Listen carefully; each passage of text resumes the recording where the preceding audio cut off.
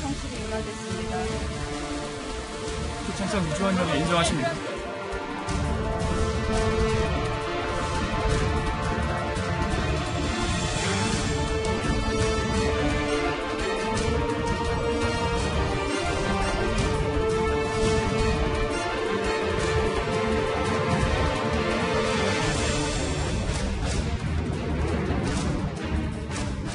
위법 행위가 확인되지 않았는데도 부응만으로 임명하지 않는다면 큰 신뢰가 없습니다.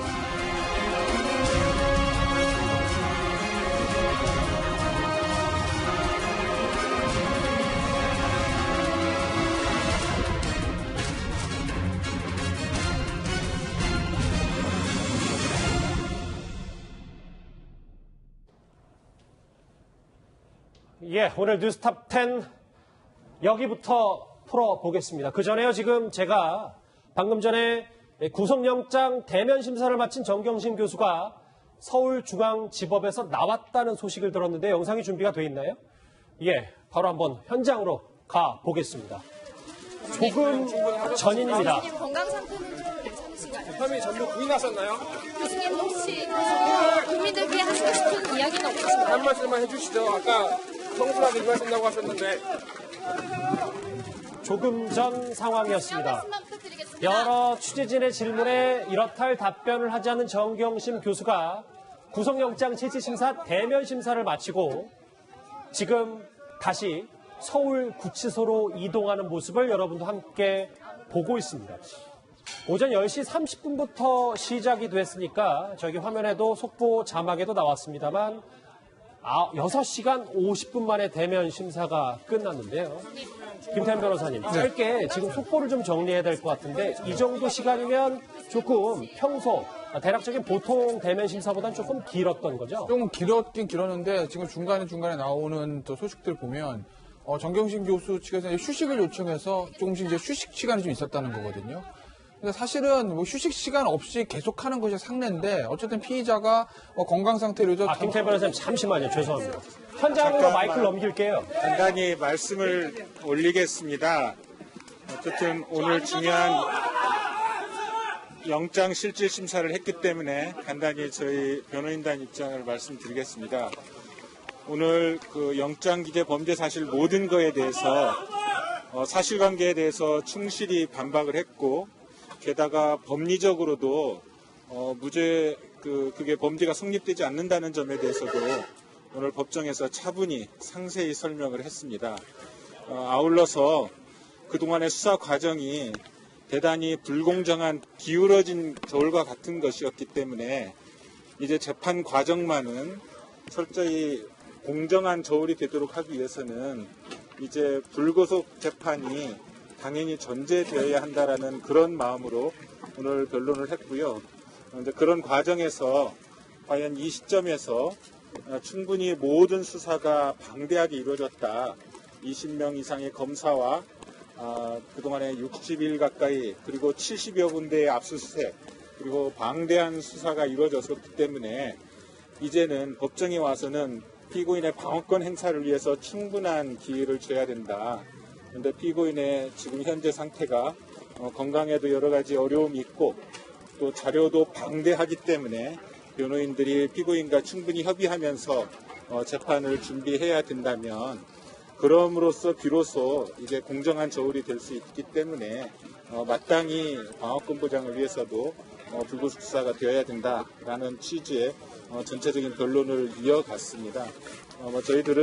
저희들이 하고 싶었던 이야기들을 어느 정도 충분히 설득력 있게 말씀을 드렸다라고 생각을 하고 재판부께서도 저희들의 그런 진정성과 내용들을 충실하게 경청하셨다라고 저희는 믿고 있습니다.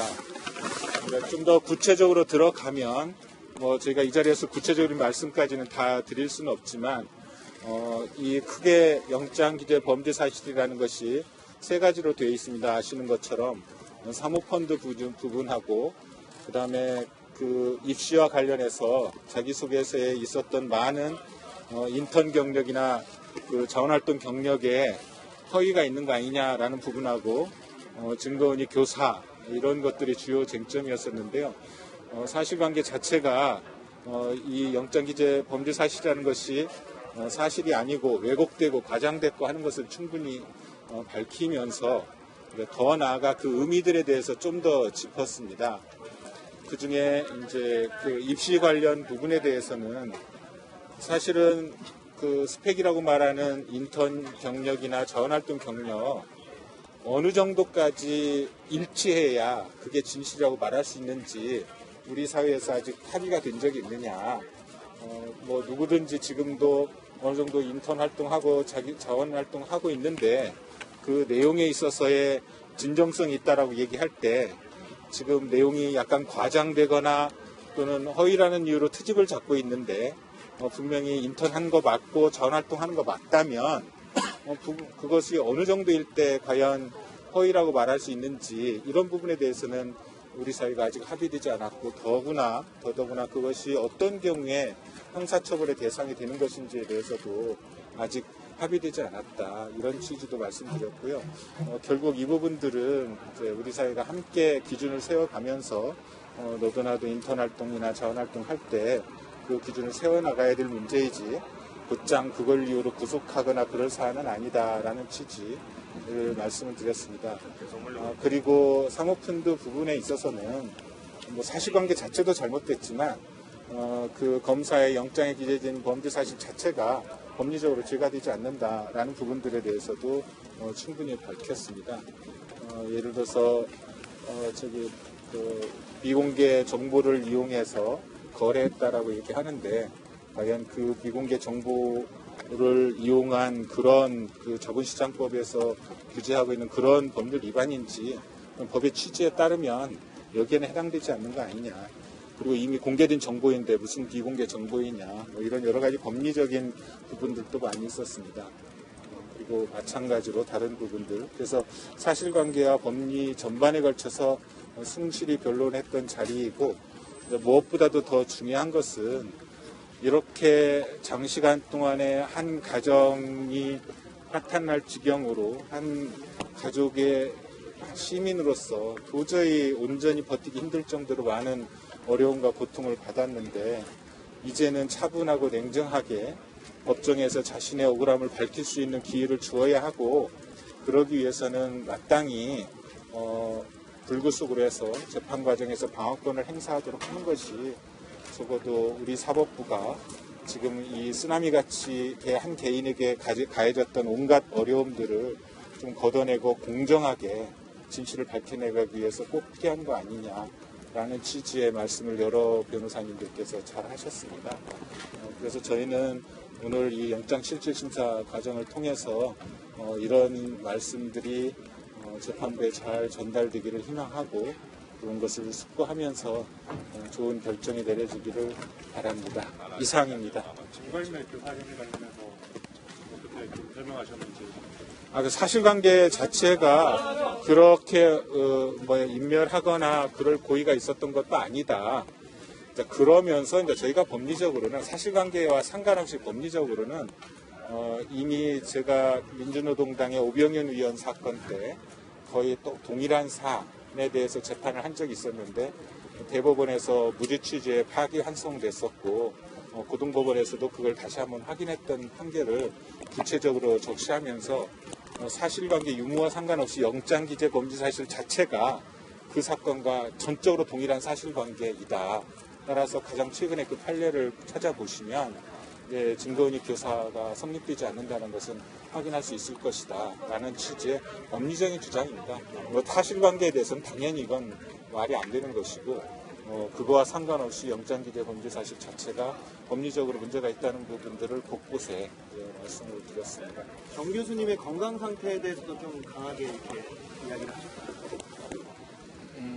이제 건강 상태에 관해서 이렇게 제가 대중 앞에서 말씀드리는 것은 또 어느 으로 보나 또 적절치 않습니다.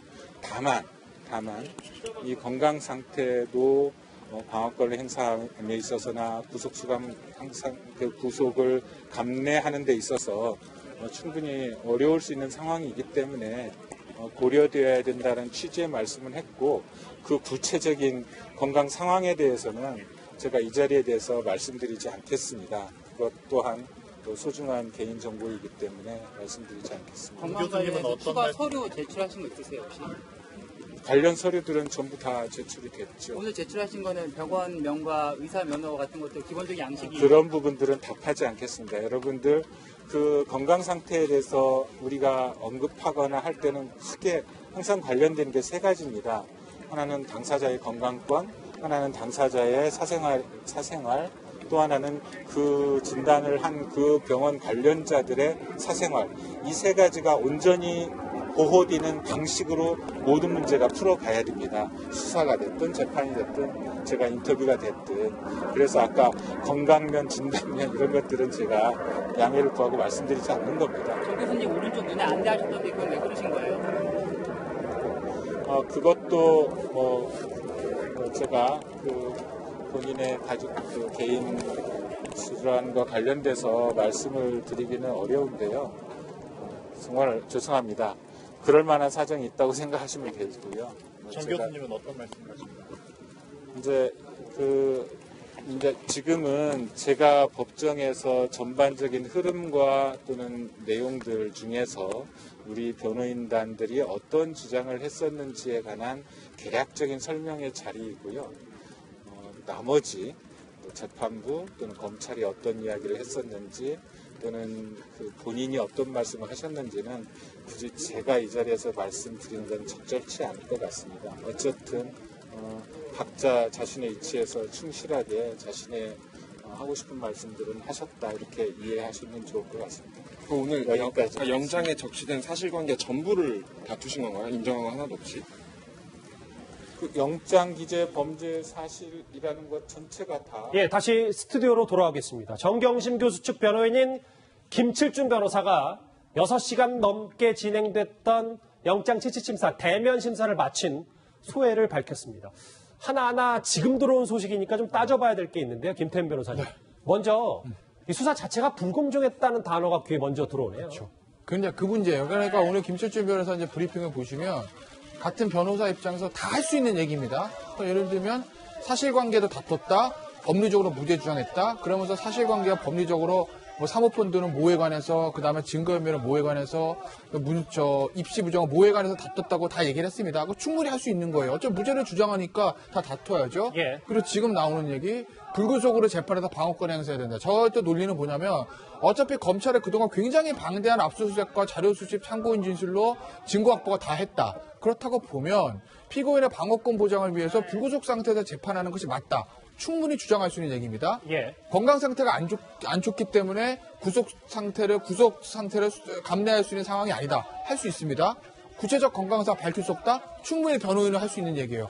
전부 다 변호인으로서 할 수 있는 얘기인데 하나 제 귀에 좀 거슬리는 건 수사 과정이 매우 불공정했다. 무슨 기준으로요? 그거죠. 수사 과정이 불공정했다고 하면 예전 공안 사건처럼 무슨 고문을 하거나 뭐 접견을 막거나 밤샘 조사라 이렇게 한 것도 아니고 밤샘 조사 안 했습니다. 피고인 동의받아서 한 거예요. 중간중간 몸이 안 좋다고 하면 집에 보내줬어요. 예. 남편이 그만둔 날 중간에 못하겠습니다. 다 집에 보내줬습니다. 압수수색 11시간 했다고 자꾸 11시간 얘기를 하는데 변호인 참석해서 변호인과 조율하는 과정에서 오래 걸린 거예요. 뭘 가지고 검찰 수사 과정을 불공정하다고 하는 거죠? 그 부분은 사실 저는 좀 문제가 있는 발언이다라고 봅니다. 그 외에 나머지는 변호인으로서 할 수 있는 얘기라고 보고요. 속보를 한두 문장 제가 한번 읽어볼게요. 영장에 기재되어 있는 범죄 사실, 혐의 사실이 왜곡되고 과장됐다는 게 김칠준 변호사의 주장이고요. 속보 자막 다른 것도 좀 볼까요? 예.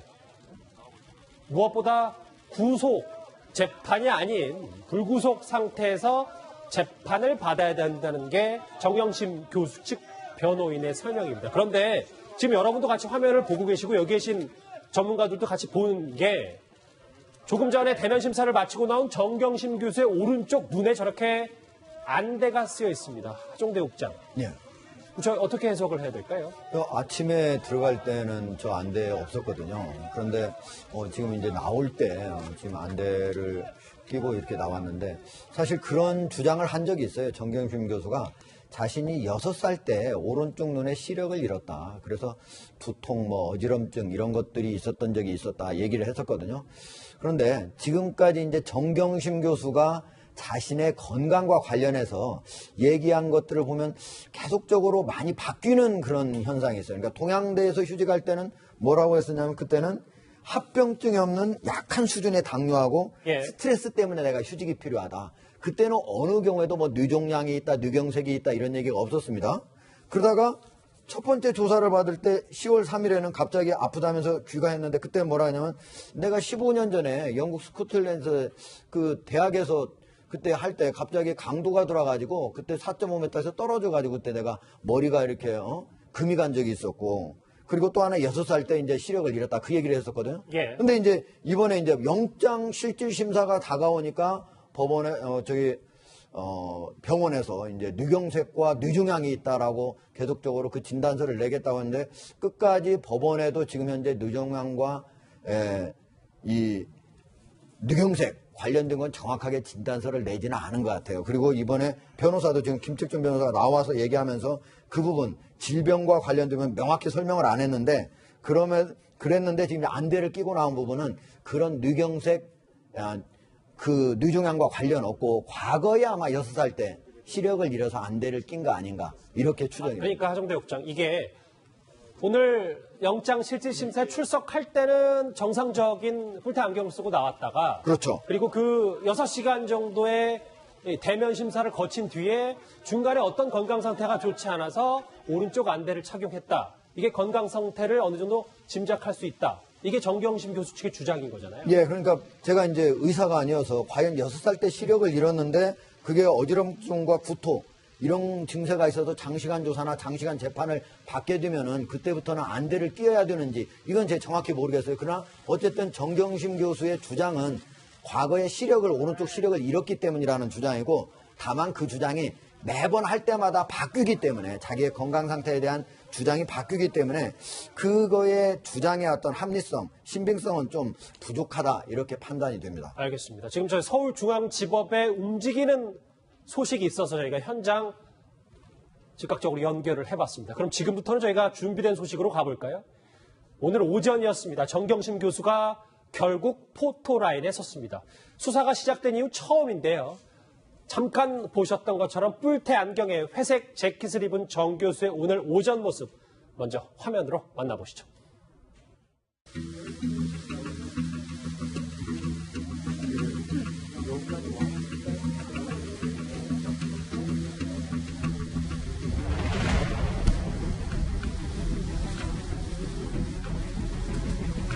국민 앞에 서셨는데 심경 한 말씀 부탁드리겠습니다.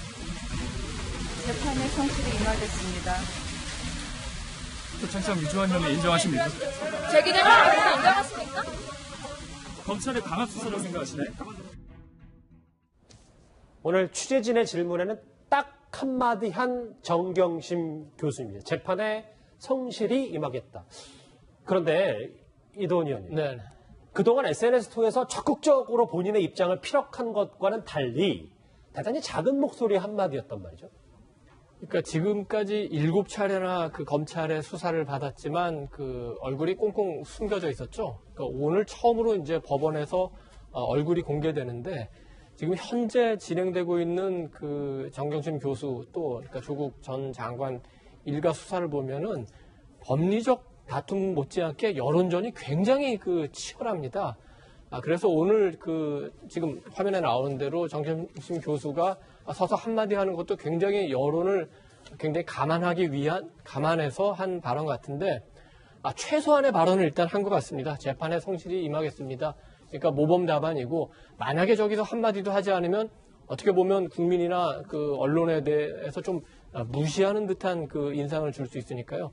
지금 출석하는 모습을 보면은 의상도 최대한 무난하게 보이기 위해서 애쓴 흔적도 있고 조금 전에 그 변호사가 나와서 쭉 신문 과정을 설명하는 것도 대단한 여론전입니다. 근데 지금 출석하는 모습을 보면은 이제 그 검찰에 사실 구인되는 거기 때문에 양쪽의 수사관들이 같이 올 수도 있는데 그런 모습은 보이지 않죠. 예. 그러니까 뭐 약간 그 특혜의 흔적도 여전히 보이기는 하는 것 같습니다. 그런데 이제 다시 그 실질심사를 받고 나올 때는 우리 하정대 국장이 자세하게 설명한 대로 안대를 끼고 나오지 않았습니까? 예. 저거 역시 또 치열한 그 여론전의 하나로 보이는데, 물론 이제 눈이 아파서 썼을 수 있습니다만, 모르겠습니다. 이게 송경호 영장 그 판사에게 어떤 영향을 줄지 아마도 그 법리적으로는 그 영향을 주지는 않을 것 같다. 이렇게 얘기할 수 있겠습니다. 알겠습니다. 저 오른쪽 눈에 쓴 안대가 의미하는 걸 좀 짚어보면 조금 시간을 되돌려볼게요. 김태현 변호사님. 네. 오늘 뭐 6시간 50분, 7시간 가까이 진행된 대면 심사에서 2시간 하면 휴정을 해야 된다는 정경심 교수 측의 주장. 원래 오전에는 건강 상태가 나쁘지 않았다는 얘기를 들었었는데 오후부터 조금 달라진 거. 알려진 거 보면 오전 10시 반부터 오전에 아마 이제 그 입시 부정 쪽을 좀 했다는 걸로 알려져 있어요. 그래서 점심 먹고 2시에 속기해서 이제 사모펀드 쪽을 이제 한 것 같고, 그 이후에 마지막으로 이제 증거인멸 부분하고 각종 뭐 건강 상태나 양형 사유를 주고 조금 심사를 한 것 같습니다. 그런데 이제 점심시간은 2시간 지나고 2시간 정도 한 다음에 점심시간에 이제 휴정을 좀 했잖아요. 아무래도 식사를 해야 되니까. 그리고 나서 이제 2시부터 시작해서 4시쯤에 정경심 변호인단의 건강 상태가 좀 안 좋고 힘들어하니까 잠시 휴정을 하자 이렇게 요청했던 것 같고, 예. 저런 경우들 들어줍니다. 법원 입장에서 보면 어차피 뭐 피의자가 어디 도망가는 것도 아니고 어쨌든 2시간 정도 넘게 되면 피의자뿐만 아니라 검찰 관계자도 그렇고 판사들도 그렇고 조금 이게 좀 지치는 경우들이 있거든요. 그러니까 영장실질심사뿐만 아니라 형사사건에서 증인신문 길어지는 경우에도 중간에 휴정하는 경우들이 있어요. 그러니까 저건 뭐 특별히 대단한 저는 특혜라고 보지는 않습니다. 저건 충분히 할 수 있는, 변호인 입장에서는 저는 주장할 수 있는 거라고 보긴 해요. 예. 하종대 국장. 예. 지금 이제 왼쪽이 오늘 10시 30분, 10시 11분에 출석했을 때 모습이고 조금 전에 퇴정하는 모습이 오른쪽으로 여러분도 같이 보고 계십니다. 그런데 검찰에 따르면 이것도 알려진 사실이긴 합니다만 정경심 교수 측이 원래 진단서 대신 CT와 MRI를 냈다고 하는데 여기에도 의료기관명이 정확히 기재가 돼 있지 않다고 전해졌더라고요. 예, 그러니까 그동안에 검찰에 내지 않은 이유, 그리고 또 심지어 변호사가 언론에 그걸 공개하지 않았었거든요. 그러나 법원의 어떤 영장을 실질 심사를 받을 때는 낼 것처럼 얘기를 했었거든요.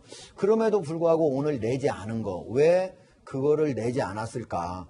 좀 궁금한 부분이에요. 왜냐면은 적어도 지금 계속적으로 범죄 혐의로서는 뭐 워낙 범죄면 뭐 징역 30년도 있고 징역 최고 법정형이 뭐 7년도 있고 5년도 있기 때문에 기본적으로 어떤 그 범죄에 구속을 할 수 있는 그 범죄에 해당하거든요. 그러니까 자기 건강이 지금 상당히 안 좋다 하는 거를 분명히 많이 재판장한테 설득하고 얘기를 했어야 됨에도 불구하고 변호사도 그러지 않고 자기 자신도 그러지 않고 그 부분이 처음에 그 부분을 집중적으로 제기하려다가 전략을 바꾼 거 아닌가 혹시 그런 생각이 듭니다.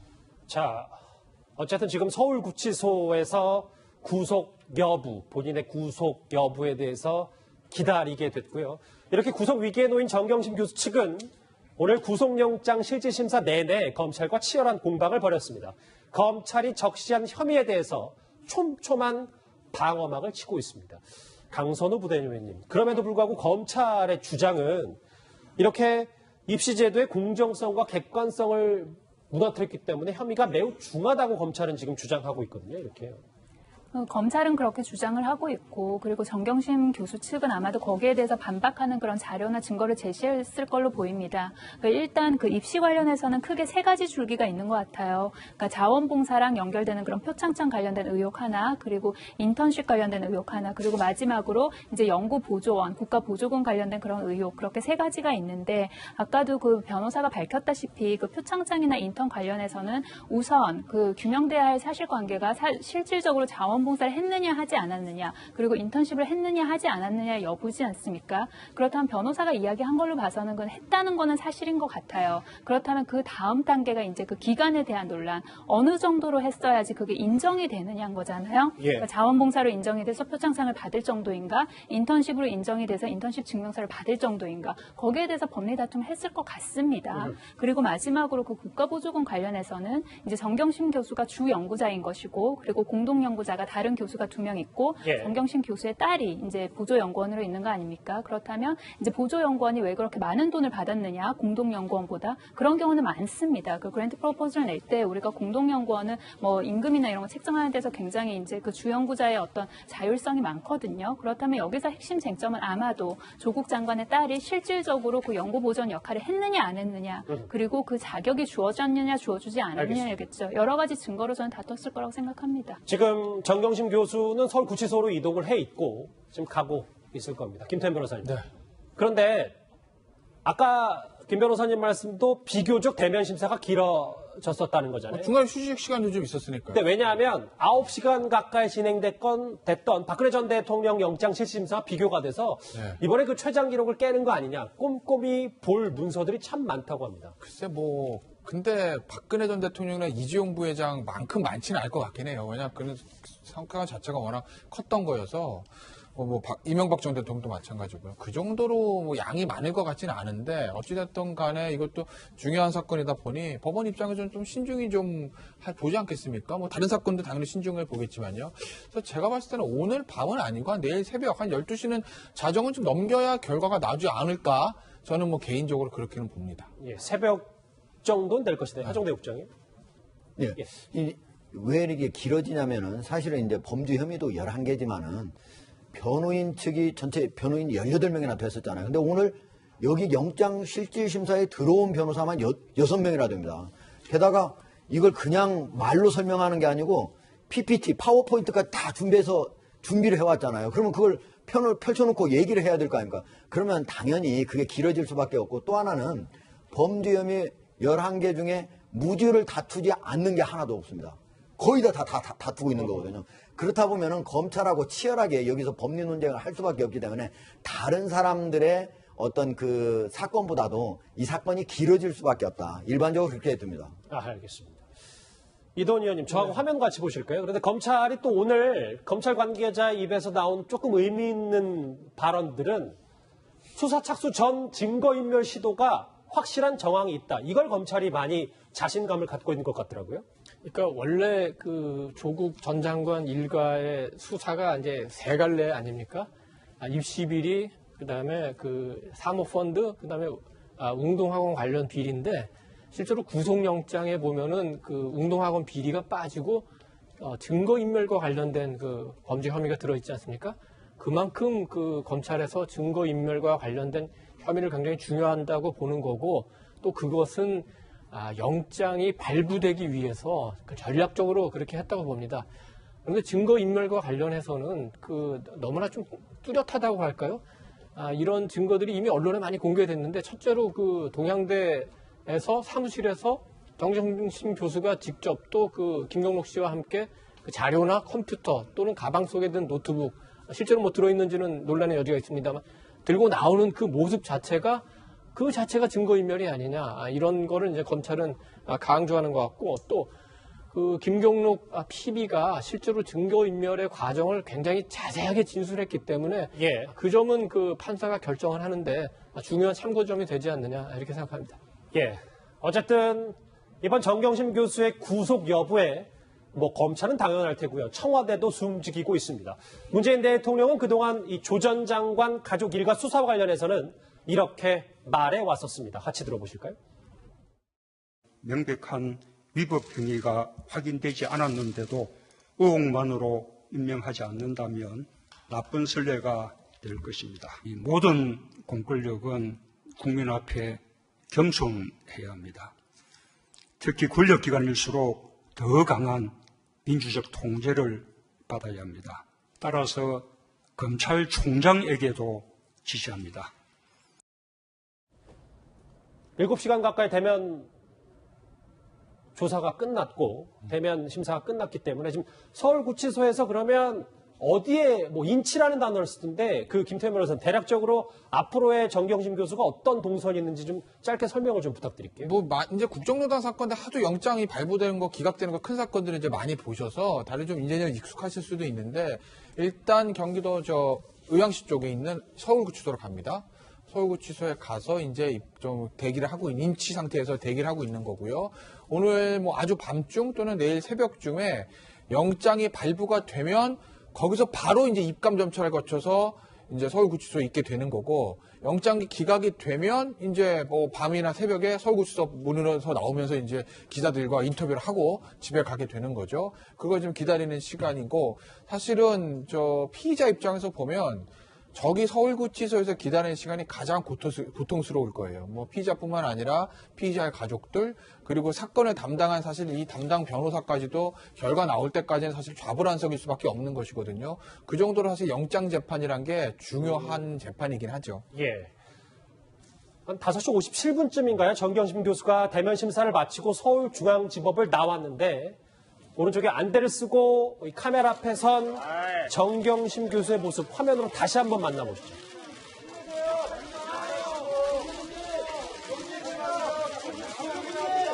이렇게 취재진의 질문에 별다른 대답을 하지 않고 검찰의 호송승합차를 타고 저렇게 서울 구치소로 이동한 모습까지 조금 전 30분 전 서초동 화면 여러분과 같이 한번 만나봤습니다.